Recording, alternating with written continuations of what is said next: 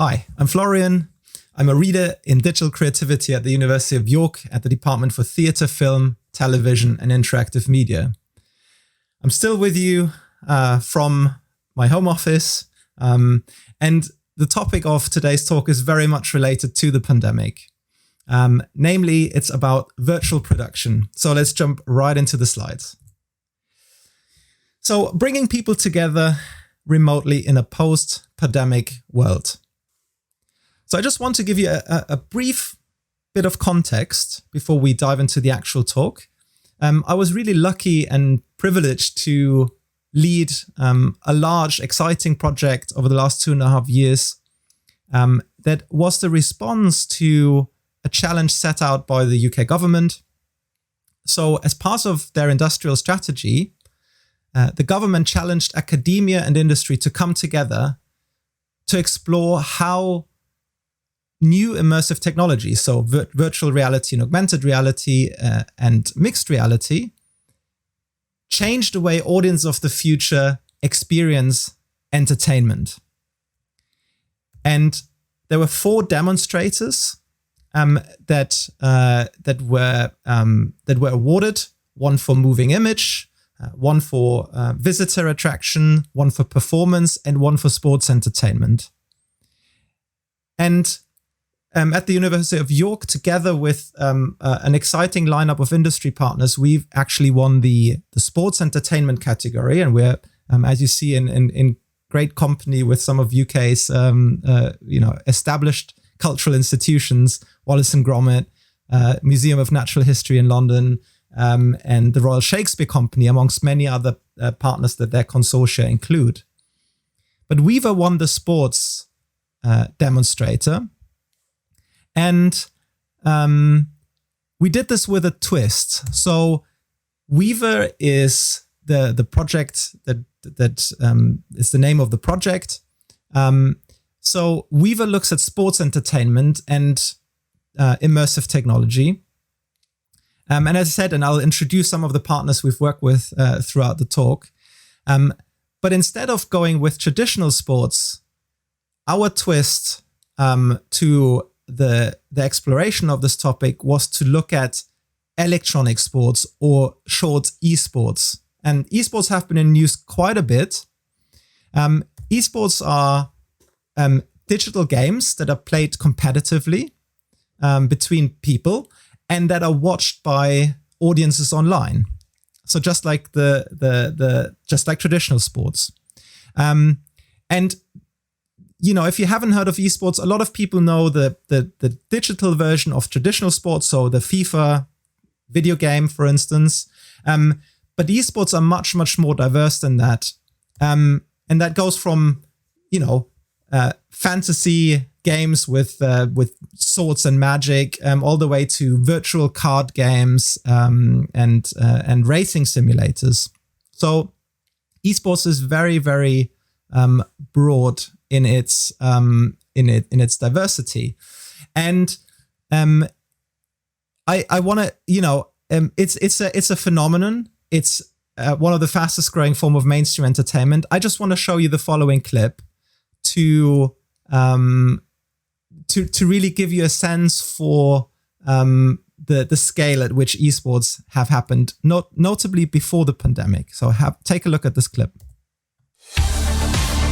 11 years, this, one of the biggest esports events in the world, has toured the planet. Yes or no? Try to get closer to the players. 30 seconds, I need to know. These are those moments I don't think anybody on that stage is going to forget. 5 different nationalities. We're getting 13,000 fans screaming their heads off here in an arena, and we're all feeling it together, right? You just cannot help but ride that energy wave that just goes pounding through Lanxess every time. Because we've got great teams, we've got great matchups, we've got great experts. But the biggest, most important point, we have got you! So this clip provided by ESL, the lead partner on the project, really shows the scale and the sort of the way that esports has grown from what used to be a niche into really a mainstream phenomenon. And so just to give you a few numbers to illustrate that, in 2020, over 500 million people have watched esports around the globe. So this is not people play. There's a lot more people playing video games, but the people who decide to watch professional video game players perform and compete. And a lot of people don't understand this. They don't get the idea of esports. But in many ways, if you know something really well, and or if you have a passion for something, it's really about observing skill, human skill, and the admiration for perfecting a skill, right? And so a lot of esports fans, they love the community side, they love the excitement, but they also want to watch the professional video game players to help them understand how they can improve, how they can, become better at the game. And so, there's a lot going on in esports. And, our project was halfway in when the pandemic started. And, I think obviously there were really severe issues we had to address in regards to the economy, in regards to people's well-being and health. But I think what we also realized in the day-to-day coping of being bound to the confines of our homes is that entertainment and connecting with people online becomes really, really much more important. And particularly among the sports fans of us, it was a sort of a double whammy to be in isolation, but also miss something we hold very dear, which is the sports, which is the competition. And obviously, when the pandemic started, all major sports leagues were suspended, and that created almost a gap in entertainment. And that's why I've introduced esports and the project. Now, esports were in a different situation because esports are not bound to physical venues and don't require people to even be in one room together. They could continue, and it's made the news across the board. But I think the overarching narrative was, and esports has seen a huge bump in viewership over the pandemic. People were just hungry for entertainment and to connect with people through live events.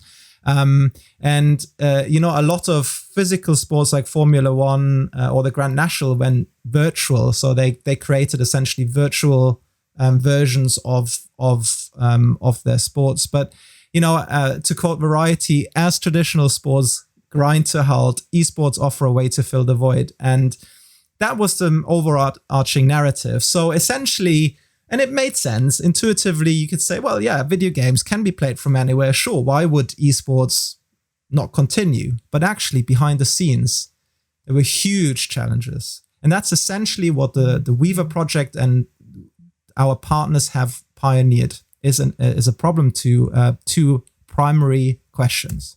And the one is actually everything that happens behind the scenes. As a viewer, you only see the polished final product. But as a production crew, you could not just be anywhere, right? And I'll illustrate this in this talk. And the second issue was that fans could not gather in arenas and share the excitement, just like traditional football and sports fans could not be in the arena together. So let's break those down and start with the first. So production could not be done from anywhere. So when we look at if you've never seen an esports broadcast, it's really strikingly similar to any traditional sport. So take football as an example. Here on the left is a football broadcast. On the right is a broadcast of an esports called Dota 2. So essentially, the concept is the same. You've got a camera that captures the pitch, only that in esports at the top right, this camera is virtual. So it shows the virtual world in which that esports is taking place, in which the action happens. Sometimes there's shots of the players to capture emotions, but they mostly interact with mouse and keyboard to actually the primary action happens in the virtual world. And then you've got post-match and pre-game coverage where a panel discusses the upcoming match, and after the match they break down, give analysis, and so on. And that's the same in esports. I just wanted to give you a quick sense of that virtual camera here in the top right, how that actually looks in practice. And don't worry, you don't need to understand anything that's going on, just sort of to get the atmosphere and how that looks in practice. They have, the Death Prophet Crypt Swarm plus the Magnus Shockwave to go to stall it. They do try to make the go here. They've got the Ice Blast, they do have the stun, but again, the false promise is there. He has the self-fuel, trying to get himself out. This should be enough damage, but 11 comes here with a 3-man RP. And the Here comes the shot. Triple kill for Arme. Mason puts the BKB, trying to jump at the heels, bringing Baby's alive. back up to full life. Barber looking to get off the epicenter, he does, but he's down. Arme gets the ultra. He's looking for the rampage, but Forever sprouts him back. They're going to TP out. They get the silence. He's going for the rampage. Can he get the rampage? He can! Arme! Okay, so, I mean, usually these esports they can be very fast paced and very specialist. So you really need to understand the game in order to enjoy this.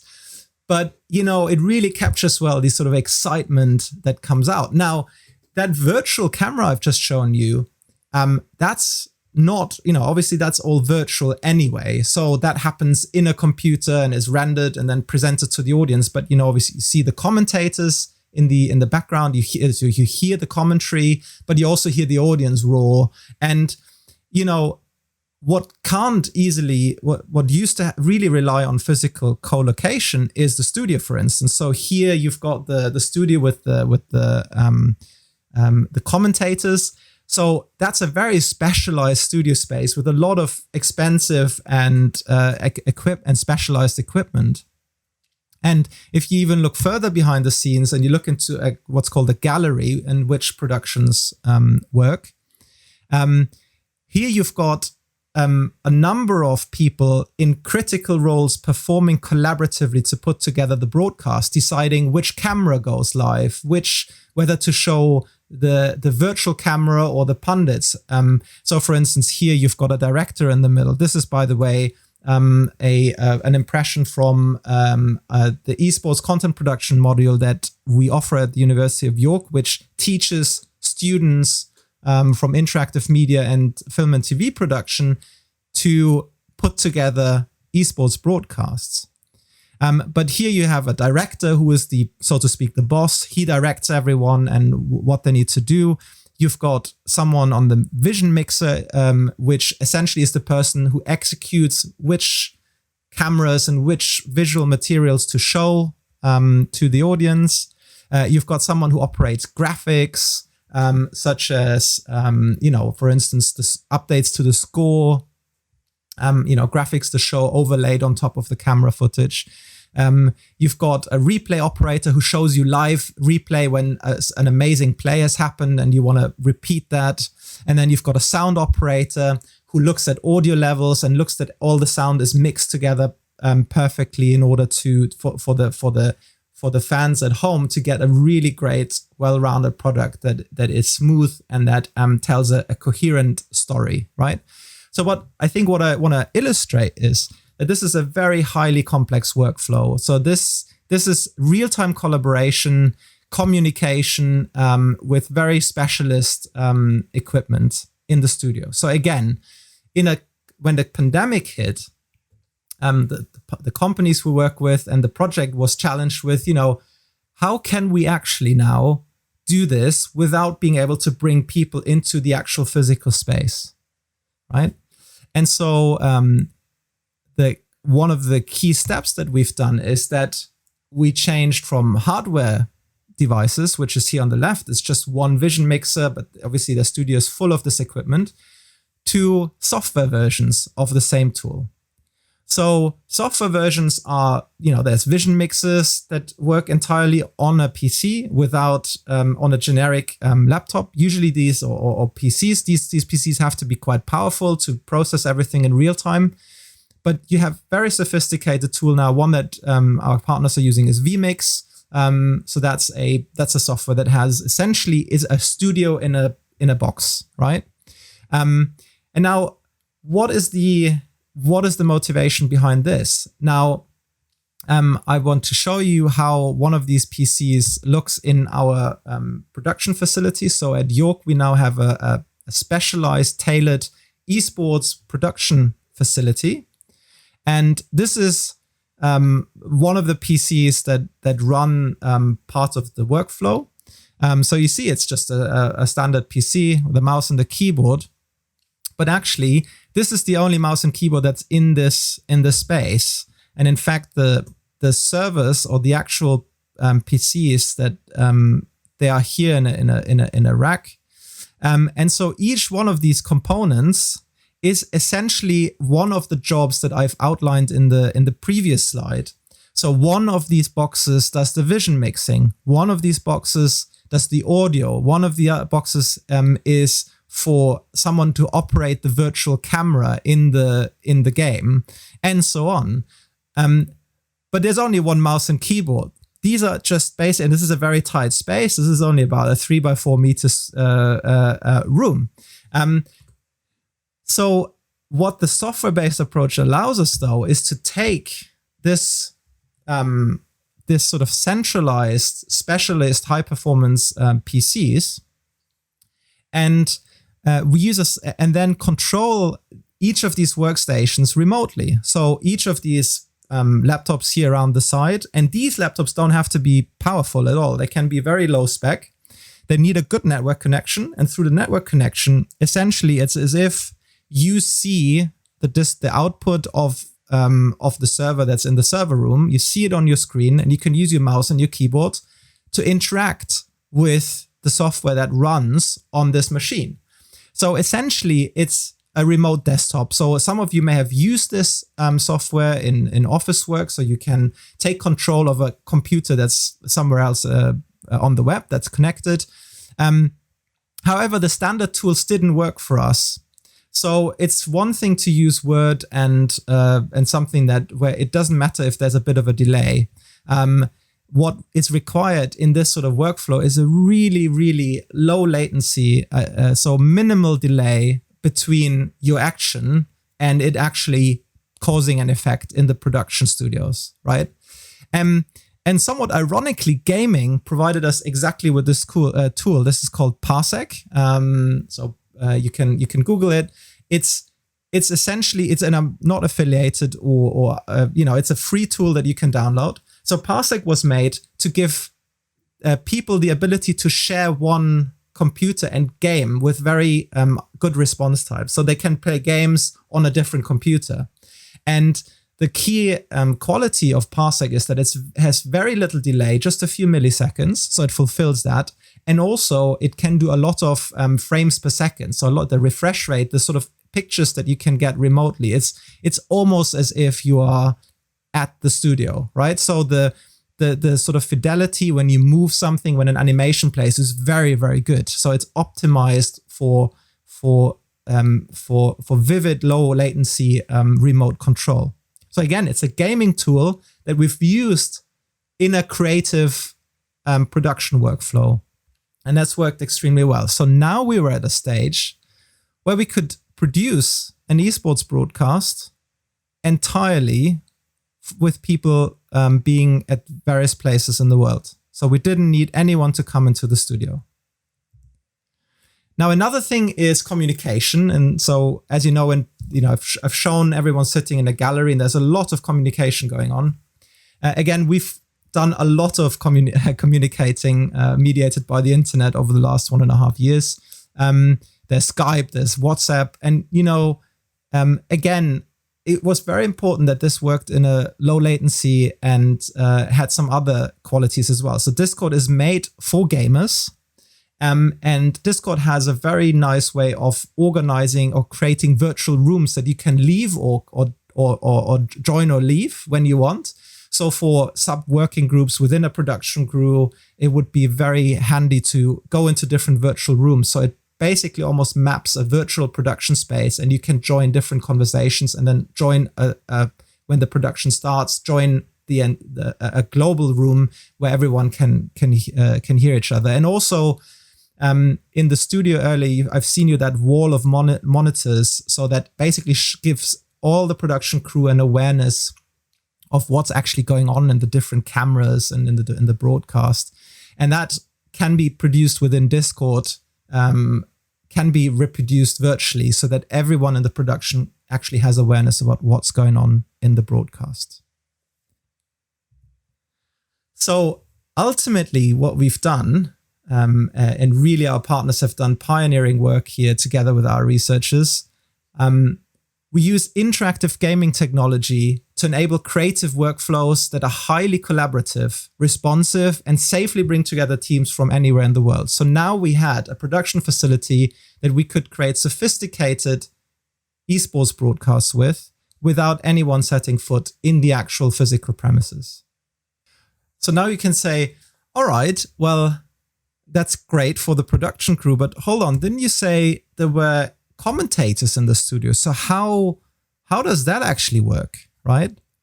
And so you're right, if that's your intuition. And in fact, the most esports broadcasts that happened during pandemic, this again is an output we've done together with our partners from Rainbow Six Siege. They weren't actually in a space together, but they had webcams, and the production in our production facilities, we brought them into a sort of a picture-picture Zoom call. And that worked great for the purpose of narratives, but there are improvements we want to make in the future. And so I want to talk to you a little bit about the ongoing work we're doing and the work we will be doing in the next few months. And that's all got to do with the studio facilities we're building with our partner ProMode Esports at the University of York. So green screen is really nothing new. As a technology, it's been around since the early visual effects movies. Star Wars, for instance, have pioneered this sort of technology. And the idea really is that you take footage of real actors in front of a green screen, and then you're able to teleport them and make it look as though they are in any sort of environment. And I just want to show you a very quick clip that one of our partners, Doc10, have done that sort of illustrates this very well. That was also part of Weavr. Hello and welcome to ESL 1. We are located in what we like to call our nerve centre, where we're going to be analysing, breaking down all the gameplay to a level you've never seen before.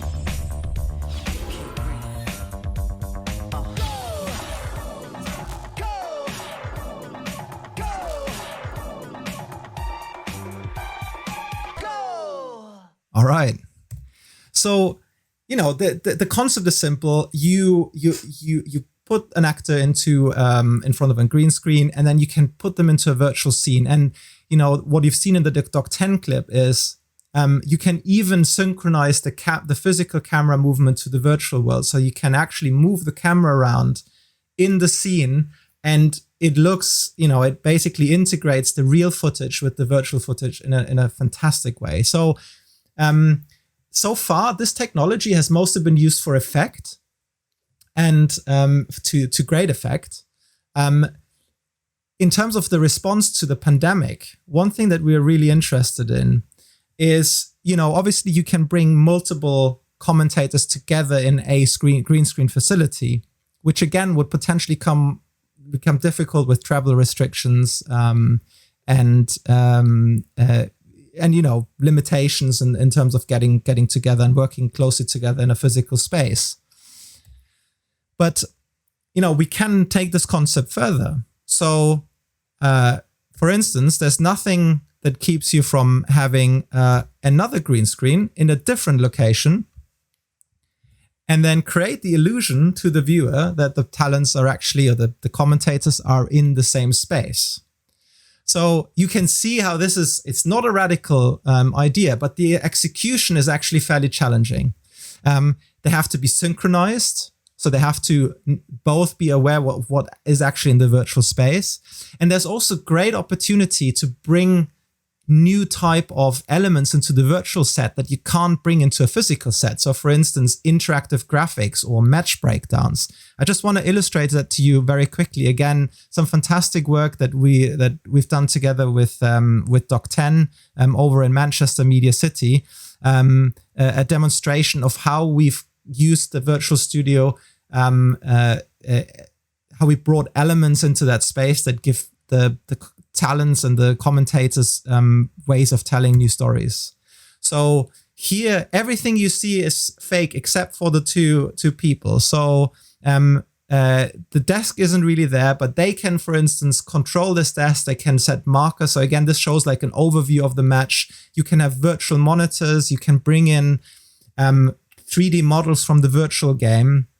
We use statistics in Weavr so that they can sort of lead the narrative with that. But this is an example for how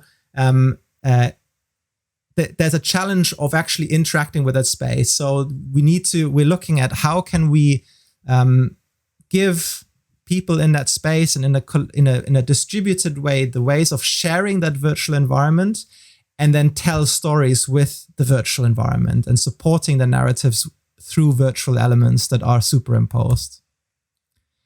So that's some of the ongoing work we do. So we use virtual studio technology to create interactive, collaborative environments that seamlessly bring together storytellers from different locations.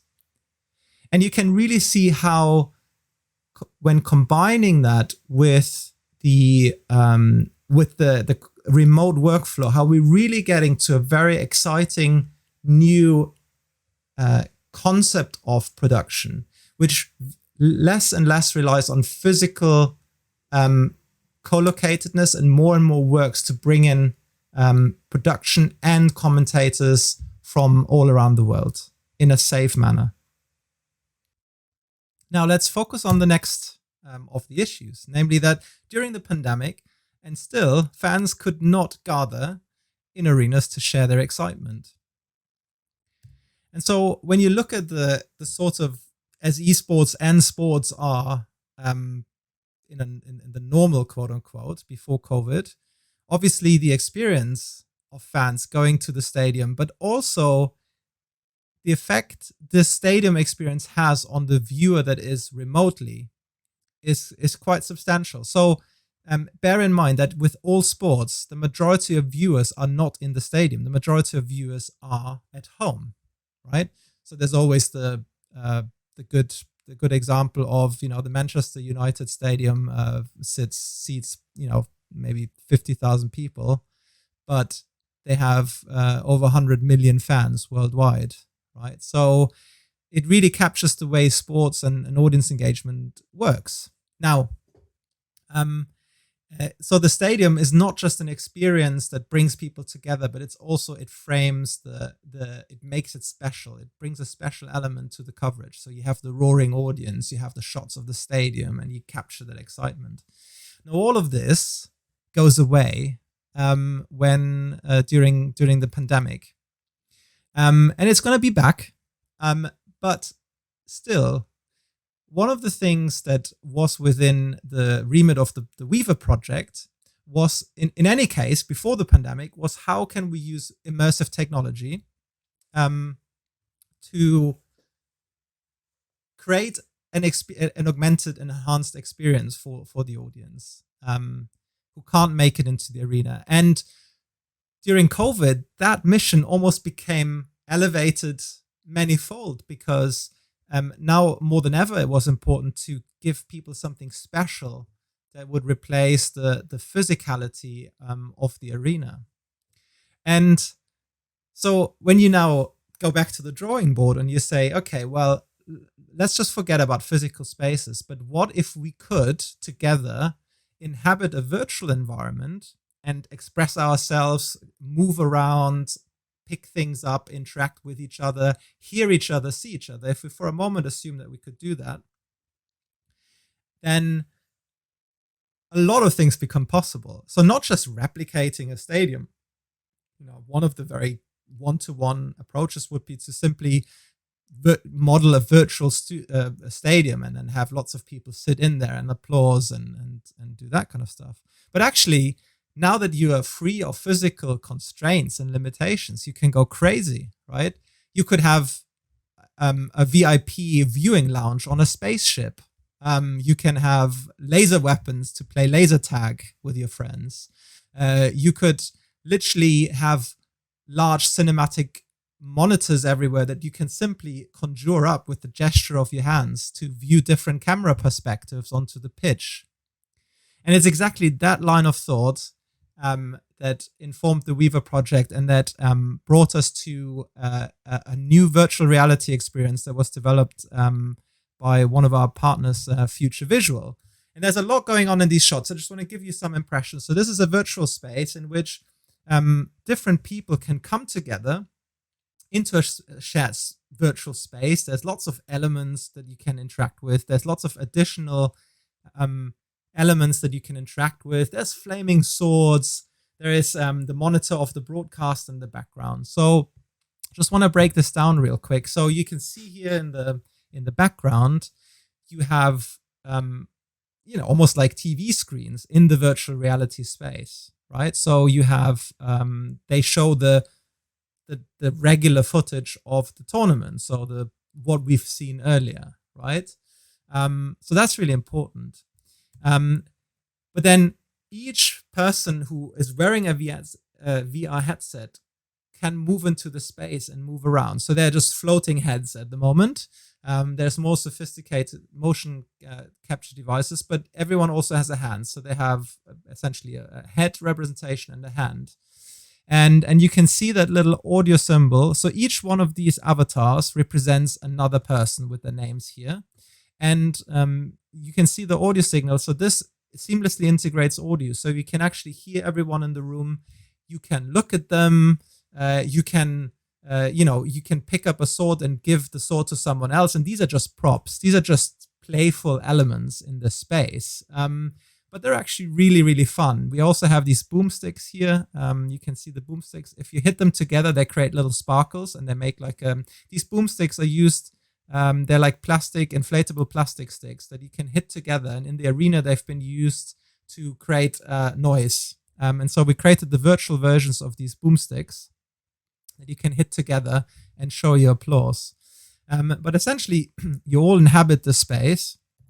And then in the center of the space, there's also what can be called like a mini map or sort of a bird's eye view on the match, which shows you a lot of details. So it gives you an overview that the 2D video doesn't give you. So you can also interact with elements, you can inspect them, you can get added information about the players, about their performances.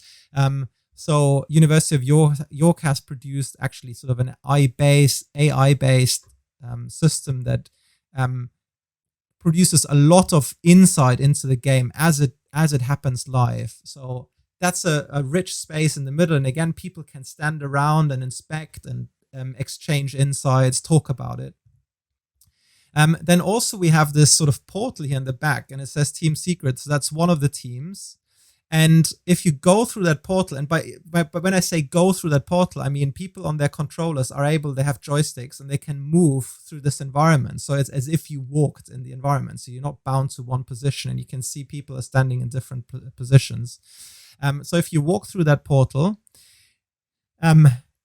again, this assumes the players at least being physically together, but it teleports you onto the stage. So this is footage taken before the pandemic.